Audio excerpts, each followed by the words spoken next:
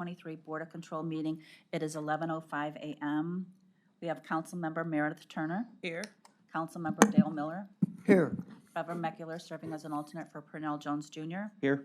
Melanie Say serving as an alternate for Mike Dever, Catherine Gallagher serving as an alternate for Chris Ronay, County Executive, Here. Michael Chambers, interim fiscal officer serving as chairman, Here. Paul Porter. Here. We have a quorum. Thank you. Next on the agenda is the minutes. Review the minutes. Correcting the review minutes date to read September 25th, 2023. Okay, I will make a motion to approve the minutes as amended. Is there a second? Second. Seconded by Councilwoman Turner. All in favor to approve, say aye. Aye. Opposed? The item is approved. Is there any public comment? No public comment? Let's move to our first item.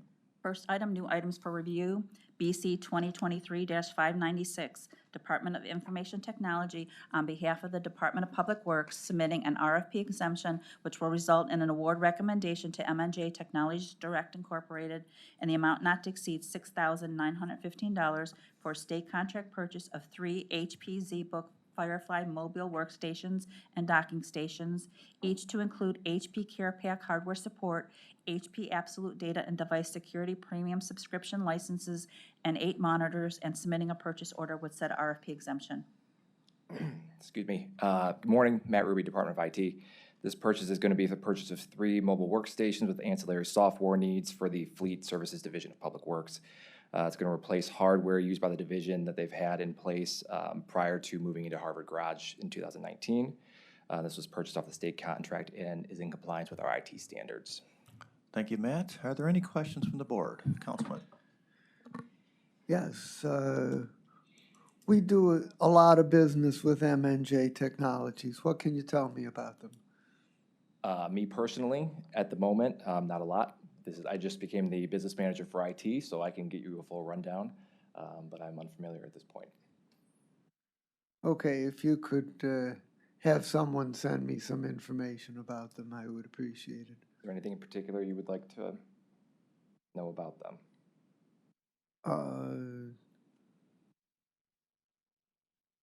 Where they're located, how large of a company they are, what kind of products and services they provide, whether they manufacture any products or whether they just get them from manufacturers and resell them. Sure. I can do that. Things like that. Mm-hmm. And Matt, please send it to the clerk first, and then she'll distribute to everyone. Of course. To Cheryl. Thank you. Are there any additional questions on the item? Seeing none, then I will make the motion to approve. Is there a second? Second. Seconded by Councilman Miller. All in favor, say aye. Aye. Opposed? The item is approved. Next item? Next item, BC 2023-597, Department of Information Technology, submitting an RFP exemption which will result in an award recommendation to Advisic Technologies LLC in the amount not to exceed $36,155.10 for the purchase of 3 HPE ProLiant Gen 10 servers, various accessories, and a 3-year service agreement, and submitting a purchase order with said RFP exemption. Matt Ruby, Department of IT, once again. This purchase is going to allow us to, the Department of IT, to replace a set of servers that we used to store and validate the usernames and passwords for applications including Infor, our county email, the data lake, Sharewell, and much more than that. So the current equipment that we have has passed its useful life, and pieces, parts of it, will no longer support the current operating system that we use, which is problematic. So this purchase is actually going to Yes. this is going to allow us to switch out all the equipment and actually reduce our physical footprint from 3 to 5. From 5 to 3, which we will anticipate will also reduce our operational overhead moving forward. Thank you, Matt. Are there any questions from the board on this item? Seeing none, I will make the motion to approve. Is there a second? Second. Second by Mr. Paul Porter. All in favor, say aye. Aye. Opposed? The item is approved. Next item. Next item, BC 2023-598, Department of Information Technology, submitting an RFP exemption which will result in award recommendation to SHI International Corporation in the amount not to exceed $63,651.45 for a joint cooperative purchase of 1 Enterprise Run Zero Incorporated software license for the period October 28, 2023 through October 27, 2024, and submitting a purchase order with said RFP exemption. Matt Ruby, Department of IT. So this purchase is going to allow the IT security team to renew the subscription that we have for software that allows us to get the best viewpoint of all of our assets countywide, everything that's on our network. And everything that you could imagine. So as they are doing their work to protect the county, we have that visibility into the system. Okay, Matt, thank you. Are there questions from the board? Councilman? I have one. And the question is, when we talk about doing a joint cooperative purchase, how is this done and who are we cooperating with? So the cooperative purchase itself, even though the vendor is listed as HSI, the purchase is actually coming through Omnia Partners. I can get you more information about that particular item and the specifications behind them, but I believe, from what I was told, we've used them before to make purchases. And if I could jump in, Please. Omnia Partners is an agency that enters into contracts and purchase orders with various vendors nationwide. This is allowable under the Ohio Revised Code and under the county code as a process that's similar to the state contract. It would just be with a different lead agency.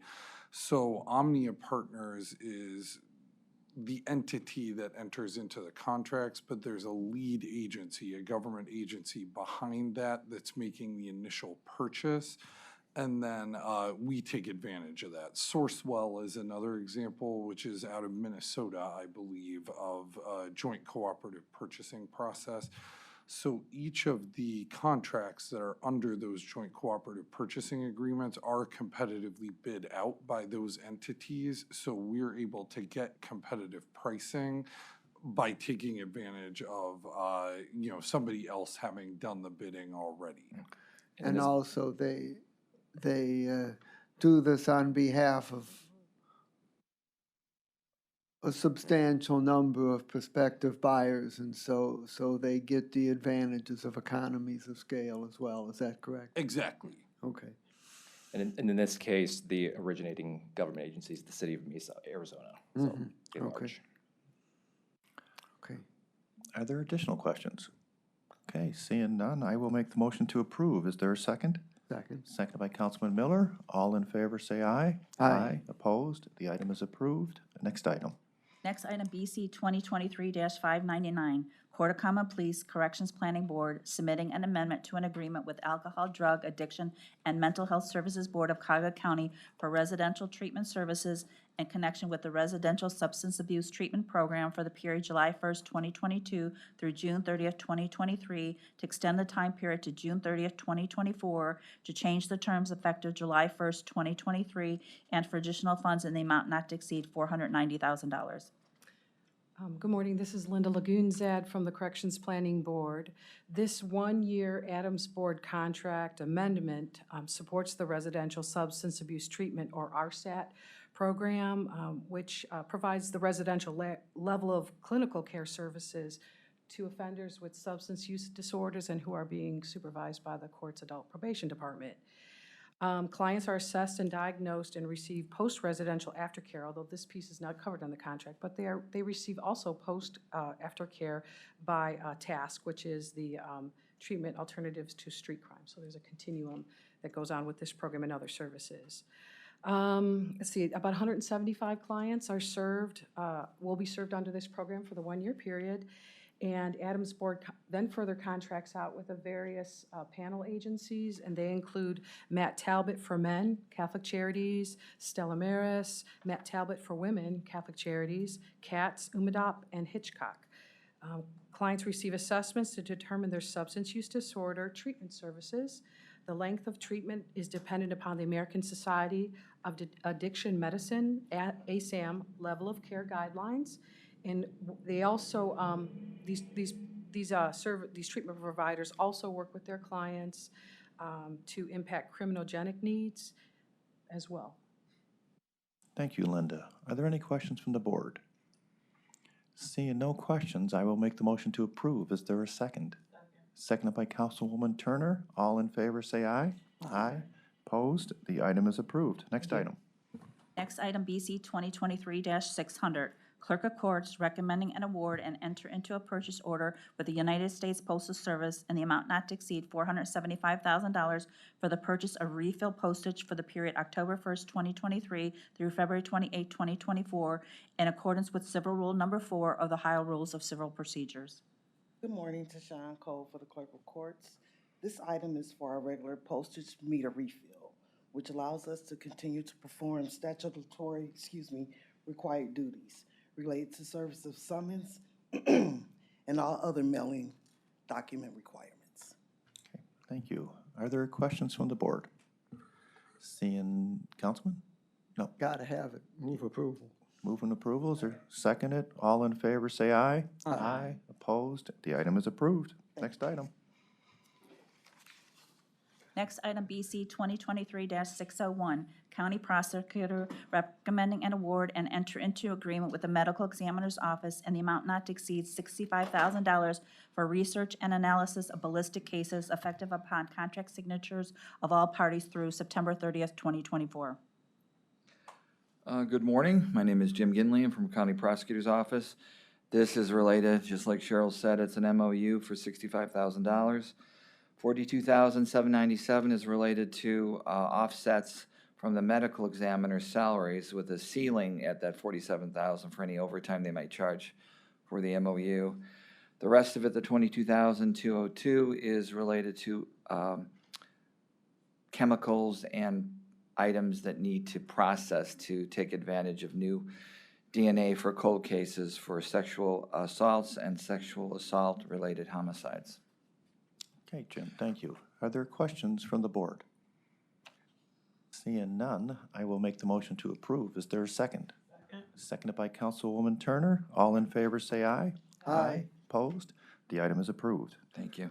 Next item. Next item, BC 2023-602, Medical Examiner's Office submitting an RFP exemption which will result in an award recommendation to Fisher Scientific Company LLC in the amount not to exceed $22,759.84 for a state contract purchase of various laboratory supplies for various departments and submitting a purchase order with said RFP exemption. Hugh Shannon, Medical Examiner's Office. This is just pretty much what it says, is that Fisher has a lot of supplies that we need for most of our laboratories, and so we're using the state contract, taking advantage of it. Okay, Hugh, thank you. Are there questions from the board? Seeing no questions, I will make the motion to approve. Is there a second? Second. Seconded by Councilwoman Turner. All in favor, say aye. Aye. Opposed? The item is approved. Next item. Next item, BC 2023-603, Medical Examiner's Office submitting an RFP exemption which will result in an award recommendation to Brown Enterprise Solutions LLC in the amount not to exceed $8,982.39 for a state contract purchase of 7 Adobe Commercial Creative Cloud Teams and 8 Photoshop licenses for various departments for the period October 1st, 2023 through September 30th, 2024, and submitting a purchase order with said RFP exemption. Hugh Shannon again, another state contract. Adobe and Photoshop is used mainly for processing in our forensic photo labs, but there are some other departments that do take photos of evidence that they're testing, and will make use of this as well. Thank you, Hugh. Are there questions from the board? Seeing none, I will make the motion to approve. Is there a second? Second. Seconded by Councilwoman Turner. All in favor, say aye. Aye. Opposed? Item is approved. Next item. Next item, BC 2023-604, Department of Health and Human Services, Division of Children and Family Services, submitting an amendment to a contract with Family First Child Care Center, DBA Family First Village, for planning and coordinating structured age-appropriate activities, supportive services for children and their families, and transportation services for children at the Jane Edna Hunter Building, awaiting placement for the period January 1st, 2023 through December 31st, 2023, to extend the time period to June 30th, 2024, to change the terms and modify hourly rates effective August 1st, 2023. No additional funds required. Good morning, Marcos Cortez with Health and Human Services on behalf of Children and Family Services. Again, this is a contract amendment with Family First Village, who provides structured activities for our children staying at the Jane Edna Hunter Building. We worked with the vendor to determine more appropriate rates for the youth that are being served under this contract. Thank you, Marcos. Are there questions from the board? Yes, it appears that the rates got increased substantially, and no additional funds are required, and the length of time is extended. How is that possible? This is the third amendment. The last amendment, we actually added some additional funding to carry us further throughout the end of the year. We're hoping that the service isn't going to be as greatly utilized next year as, we've released an RFP for the Child Wellness Campus, hoping to see how that plays out. But also, we extended the time because we have a whole bunch of contracts coming through before the end of the year. This was one that we could extend, but there potentially will be another amendment to add more funding early next year. And when do we expect the Child Wellness Campus to be operational? So the RFP closed, the proposals have been reviewed and scored, the decisions are being made at the moment. They could be operational by the end of the year, could be some at the beginning of next year. It depends on the decision of which provider is determined. And what's going to be the capacity at the Wellness Center? The original RFP asked for up to 16, but there are some proposals that projected to serve more than that. And is it a residential facility, or is it only daytime services? Oh, it would be residential. Residential, okay. Are there any additional questions on the item? Yes, I was wondering how many children are we how many are Family First servicing for us? They average about 12 per month. 12, okay. And I just wanted to mention that I had an opportunity to visit the Wellness Center last week with Director Merriman and Director Dever. Levine and I were there, and I was quite pleased with the progress. I posted about it publicly on my social media, and all the social workers sounded in on how excited they are that this administration is following through on a plan that was obviously started under the last administration, but they nonetheless are happy to see that there's some progress. So I just wanted to mention that. Thank you. Thank you. Seeing no further questions, I will make a motion to approve the item. Is there a second? Seconded by Councilwoman Turner. All in favor, say aye. Aye. Opposed? The item is approved. Moving on to exemptions. Exemptions, first item BC 2023-605, Medical Examiner's Office requesting an alternative procurement process which will result in award recommendations to various providers as listed on the printed agenda A through E in the amount not to exceed $9,495 for the purchase of meals for participants of the Medical Legal Death Investigation Training Program for the period October 3rd, 2023 through November 17th, 2023. Hugh Shannon, Medical Examiner's Office.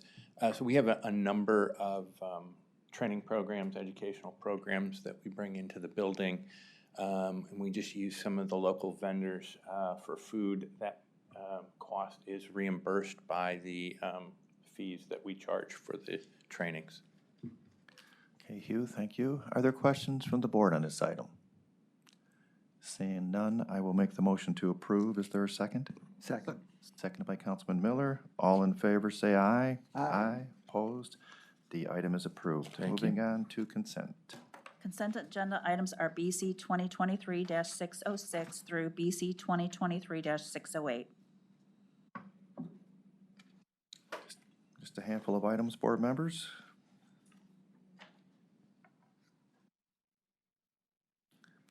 If there are any questions, feel free.